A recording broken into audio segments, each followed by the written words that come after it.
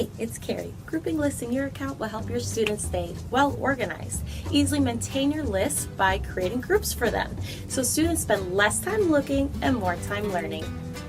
So let's pretend I'm a student. Under Lists and Games, I try to find the spelling list that I'd like to play with, but there are way too many lists. So how do we fix this for our students? In your account, click on List Management. Notice I have 3 created groups of lists, with one group of 93 lists that are not in groups. So let's clean this up a bit.